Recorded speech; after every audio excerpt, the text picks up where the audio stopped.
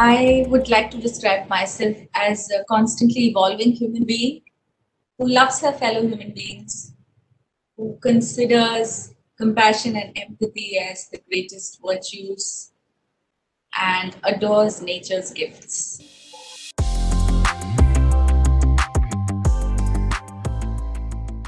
Well, civil services is a unique opportunity to be able to achieve excellence in public service, as exhorted by the motto of the IAS itself, Yoga Karma Kaushalam.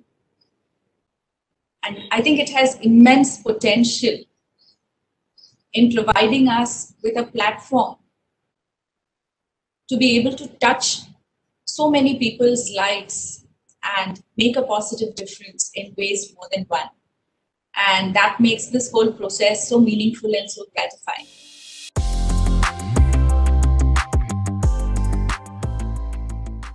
Well, that's a fairly easy question. I would definitely have been a doctor. And I think, the two professions where once you enter it, you are never out of it, is basically a teacher and a doctor. I think once you're a teacher for life. And once you're a doctor for life. And people around you also consider one. And that enables this whole process of, continuing to be a doctor or a teacher much easier. And I, for once, I think I'm in totally love with that profession as well. And my experiences in my alma mater, CMC Vellore, has actually given me, a very different perspective of life. And I think that is what keeps me going day in and day out even today. So I really value my learnings and my lessons as a doctor.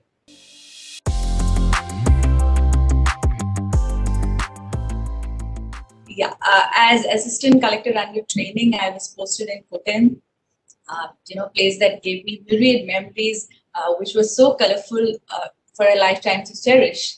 And I distinctly remember on the first day, I think the prominent feeling or the prominent emotion was one of fulfillment of having realized a lifetime goal or a childhood ambition, as they say. To be able to actually enter the IAS. At the same time, I was, I was brimming with excitement of a beginner, of a new learner, because, it was an opportunity to start everything right from scratch again. And I realized that this is a whole new world of opportunities out there for me, and I need to do justice to every opportunity that comes my way, and also create more opportunities in this profession and add value to it. So I think the excitement of a beginner was slightly overpowering the fulfillment of having reached the goal.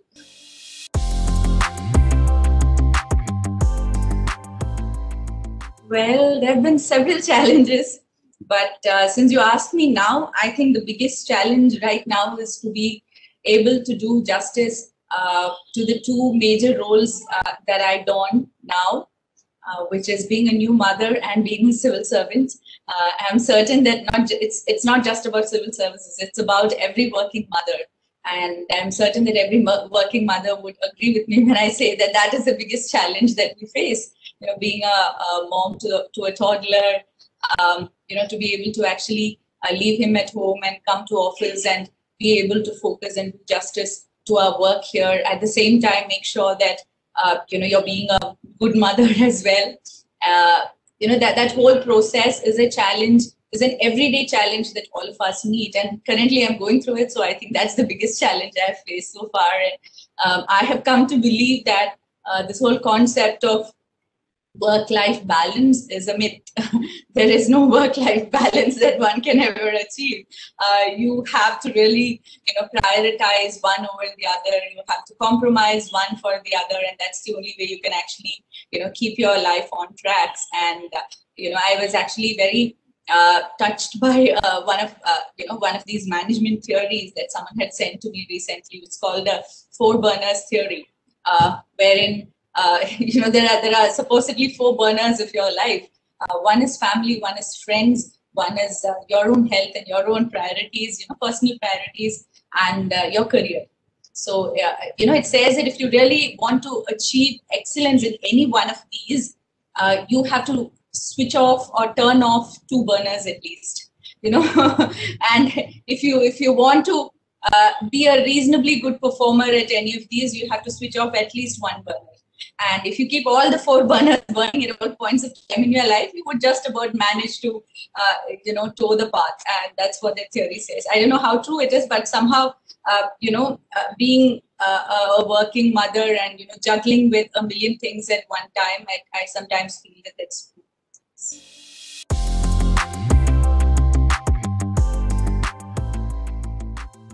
Well, the easiest way to deal with negativity is to walk away from it. Often it is not possible because life sometimes thrusts upon us certain, negativity in terms of people, in terms of experiences, in terms of memories, etc. At that point of time, sometimes you're not able to walk away from it. Sometimes you are affected by it.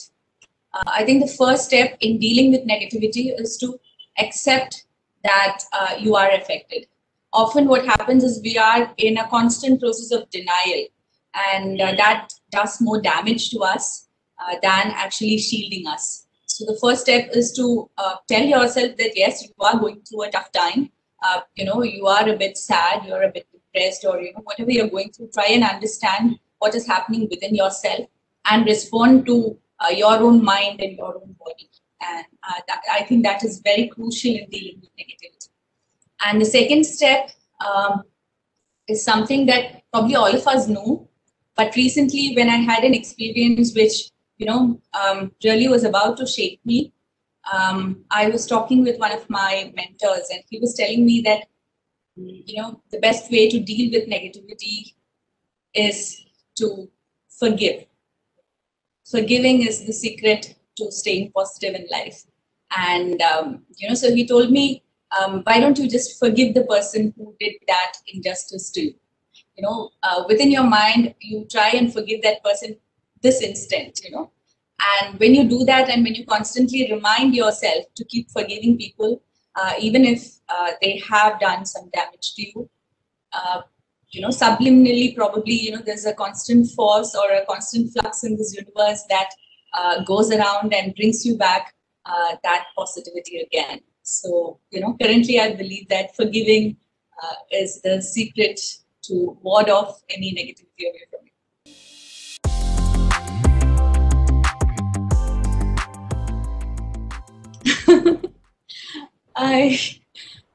To be honest, I've never thought of it. I really don't know what to answer, but I think, the very concept of achievement is very contemporaneous, in the sense that at every point of time in life, there is something which is a huge hurdle in front of you, and when you overcome that, you consider it a big achievement, So right from, say, being a toddler, to learning to walk, to learning to talk, to learning to sing. At every stage in life, I think we have a different set of achievements. At that point of time, that is the biggest achievement. So I don't think you can really compare all of them together. But I would say that, say, for example, in my 10th standard, when I got the state rank, when I was one of the state toppers, I thought that was probably going to be one of my biggest achievements in life.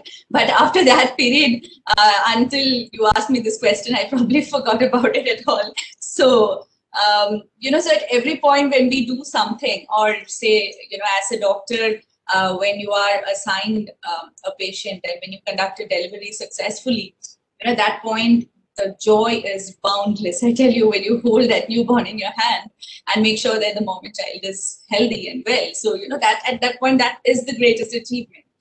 And so I think, at every point of time, there have been different things, there have been different entities which have amounted to achievements personally to me.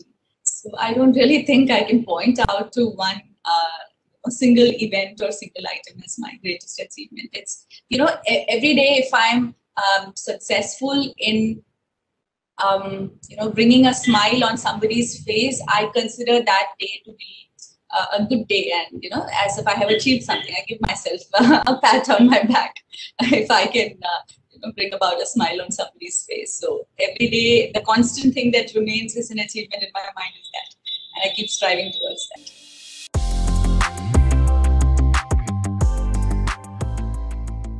Change. Well, I think I'm a person who puts a lot of heart and soul into things. Whatever I do, whether it be my office work, whether it be dealing with people around me, whether it be indulging in relationships with anybody. But sometimes the world around you sort of whizzes past you in a sense that there is no opportunity for you to actually put your heart and soul into it. Or sometimes you are, in some sense, asked to do something in a very mechanical fashion.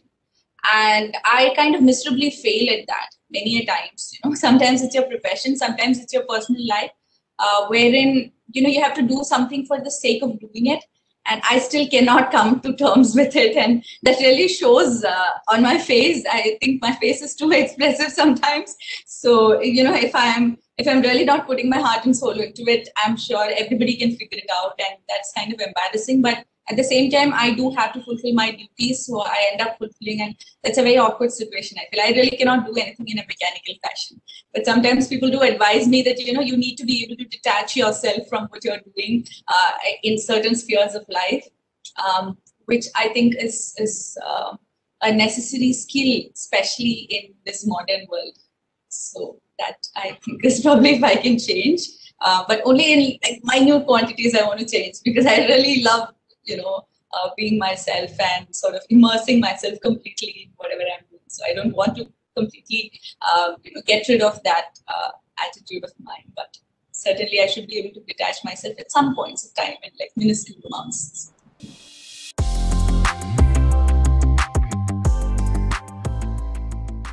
As a civil servant, I think whatever we are doing every day, as I said, if it can add meaning to somebody's life, if it can relieve somebody's anxiety, if it can relieve somebody's pain, if it can, put someone's trouble to rest, I would think that, your day is fulfilled, or you have actually fulfilled your job as an administrator. And, I'm not someone who has got grandiose dreams. Even when I entered civil services, I never really, these are kind of questions that they ask you in your interview as well, in your personality test as well. So, I never gave answers which are, which sounded bombastic, which said that, I'm going to turn around the whole country in a day or something. Because I think I'm a very realistic person in that sense.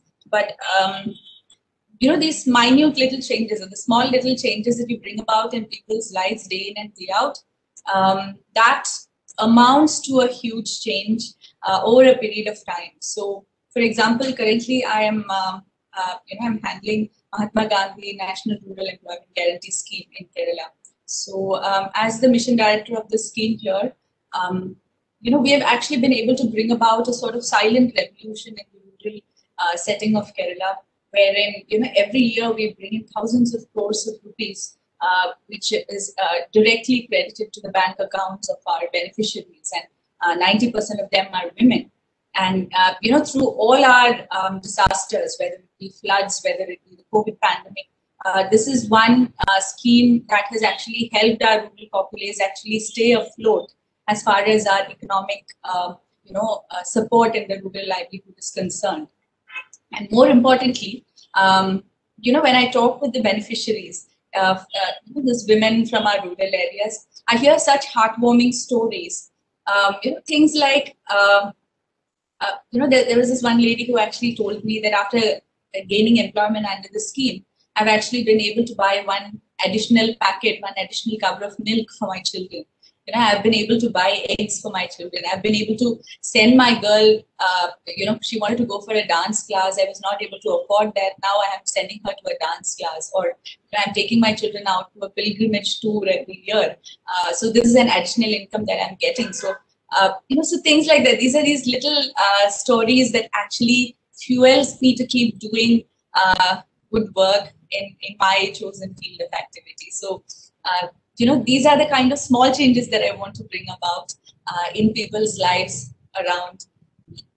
As an administrator, definitely, especially in women's lives. And, as a woman myself, I definitely stand in solidarity with all the women around me. And I would definitely like to strive towards alleviating their problems and grievances in the society in my own little small ways. So.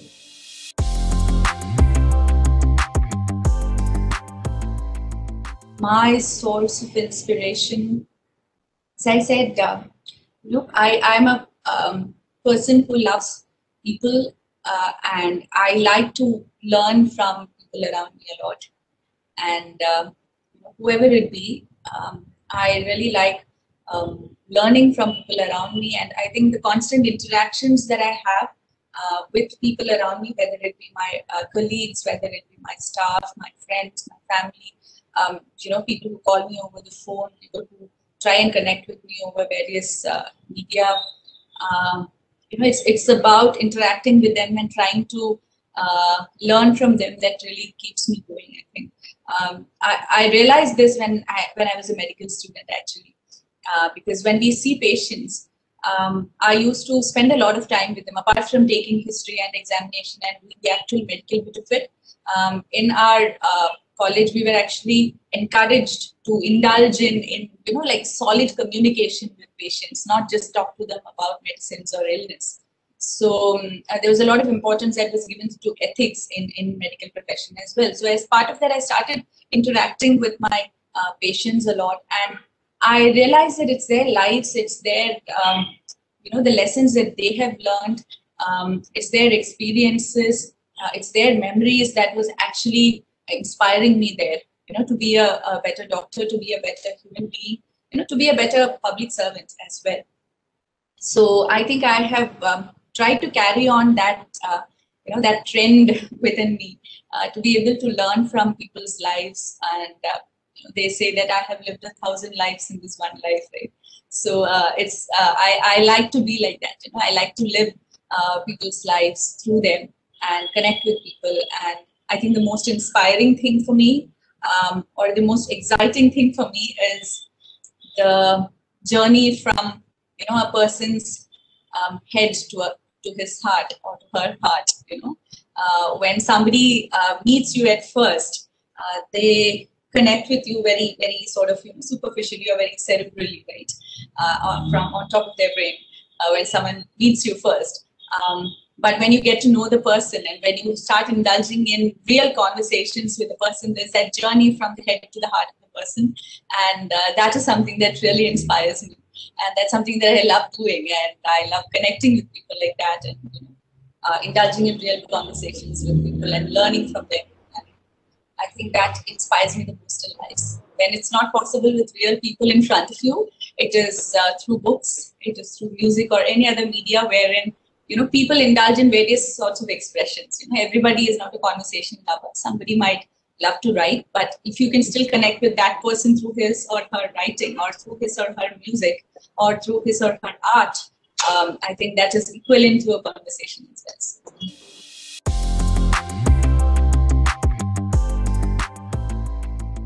Oh my God.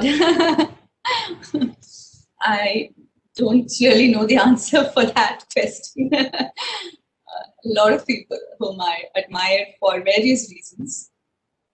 Currently, I think I admire my son the most, Malhar. He is 2 years old, and he's a bundle of joy. And I think he already knows more things than I do. So probably every mother feels that about their children. But there's something new every day that's happening with him, and there's so much joy and excitement that he brings to my life. And from his head to his nail, to his tooth, to his skin, there is there is nothing about him that I don't adore and admire. So love his talks the most. The way he tries to communicate with me. That's the part I love the most, I think. And yeah. Malhar is the person I admire the most. Officially declared.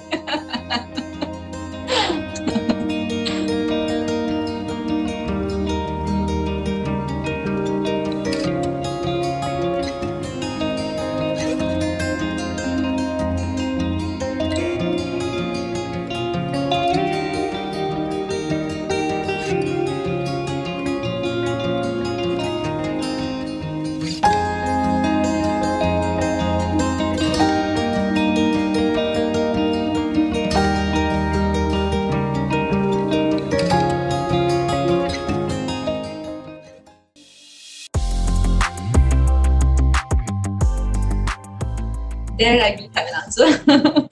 I had mentioned that it was a childhood ambition. So that ambition was seeded in me by Dr. Babu Paul, IAS. He is no longer with us, but he definitely is, in my memories and in my life every day. So I met him as a child. I met him at an event where he was giving away prizes, and I was receiving a merit award. And I remember, sitting in awe when he spoke, when he was delivering his inaugural address. And I told myself and my parents that day that someday I want to be like this person. And at that point of time, I don't think I was old enough to realize what those three letters IAS stood for. But definitely that inspiration stuck to me. And that lived through me, through the various paths and through all the waters that I waded through in life. And, life came back one full circle when I actually got back to Trivandrum for preparing for my civil services. And I met him at the academy. And I went and spoke to him, and, I was, he was so gracious and generous to take me as his disciple in every sense. So not just for civil services, in life, in spirituality. He was a huge source of strength and guidance and inspiration for me. So, for civil services, definitely he's the first person I would talk about. And I would be remiss if I don't talk about Ambassador T.P. Srinivasan, who was also another, a great human being that I met during my civil services preparation, and who really helped me, pick up myself, gather myself up from the dust whenever I met with failure, especially during that time, during the preparation times. I did not get through in my first attempt. So every time, I actually relied upon the two of them to be able to believe in myself and get to where I am today. So I think both of them have been stalwarts in their own fields, and I've been extremely lucky and grateful to be associated with them. Continue to inspire me.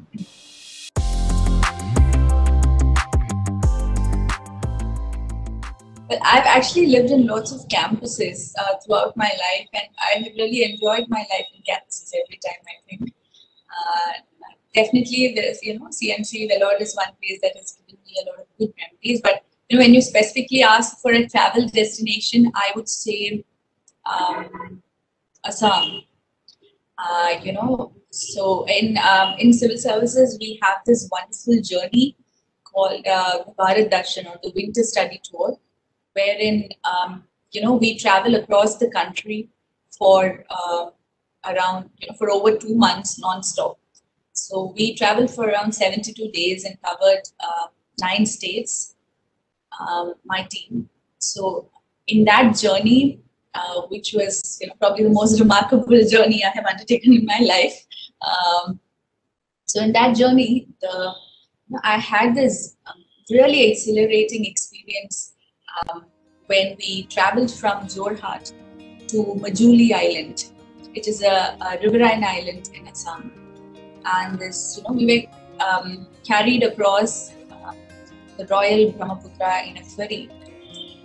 And, the 1 hour odd journey on Brahmaputra was arguably the most remarkable experience in my life. It was what they call as transcendence. Actually, you feel that you are in another world, you kind of rise to another level. It was beautiful, especially the journey back on the Brahmaputra with the sunset, going in front of you. And I was filled with music from within, and I was just singing to the skies. I don't know what everybody else thought of me as a mad woman, but I was just singing out loud to the skies. I wasn't worried about anything under the sun. I think that was the most,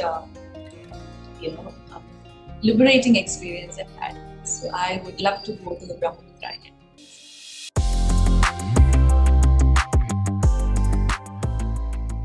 Again, to point out at one would be difficult, but I think the author who left the most lasting impression with me was Khalil Gibran, and my favorite book being The Prophet. It's almost like a Bible to me at every point of time. I keep, perusing and taking a look back at it, on marriage, on children. So at every stage in life, I keep taking his advice from time to time. And I think that's a wonderful book, very, very meaningful book. So that is, if I have to point out at one, it is definitely going to be Gibran. For the current world authors, I think I was greatly taken by Iyer. He has a sense of humanity that really crosses all barriers, and that shines through his writing so beautifully. And you get that emotional connect with the author and the characters so seamlessly. You don't even realize that you've actually sort of melted down with the author and the characters in it. So I think I really love his attention to detail. So.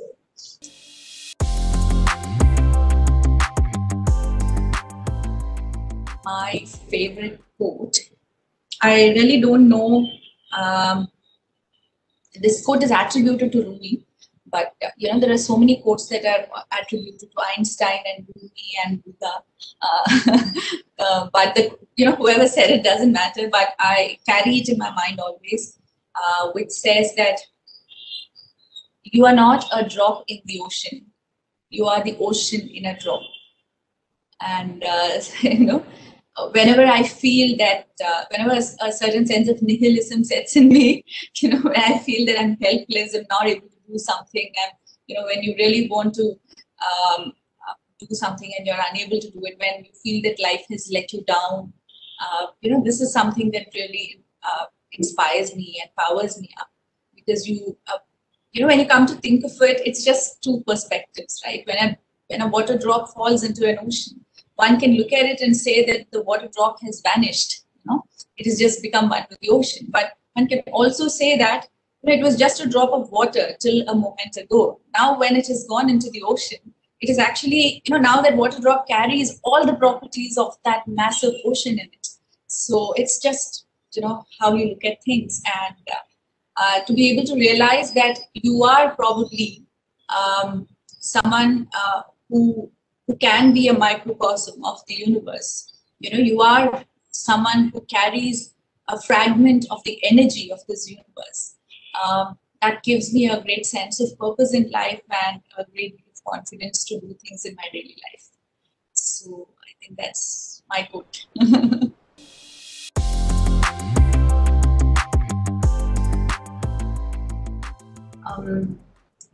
Stay true to yourself. When you choose your optional subjects, when you write your answers, when you perform in your personality tests, there is no need to actually become another person. If you think that something about you has to be changed, please change it, but stay true to yourself. During your preparation days, that is what is really going to help you. And this is a long drawn process, as you know. It's not about your performing on a single day or on 2 days or 3 days. It is about a period of time. So to be able to keep your spirits high and to persevere, to sustain yourself and to sustain the amount of hard work that you put in through this period of time is probably going to be tough. Now, it's not tough only for you. It's been tough for everybody who has walked this path, and it's going to be tough for everyone who will follow you as well. So understand that it's not abnormal to feel, low on a morning when you probably have major plans for your, portions to be finished in your timetable. One fine morning you might just wake up and feel that, oh my God, I'm just not meant for this. I won't get through this. I'm going to let this and go away. I'm going to run away. All kinds of feelings come clouding you. And it is totally normal to have these feelings. It is only about being able to, let yourself rest and to be able to gather energy from various sources and to be able to pull yourself up and keep going. So don't stop, keep going. The path may be easy for some, may be tough for some, but definitely each one has their own set of challenges. So, just keep going. Do not stop. That's my advice.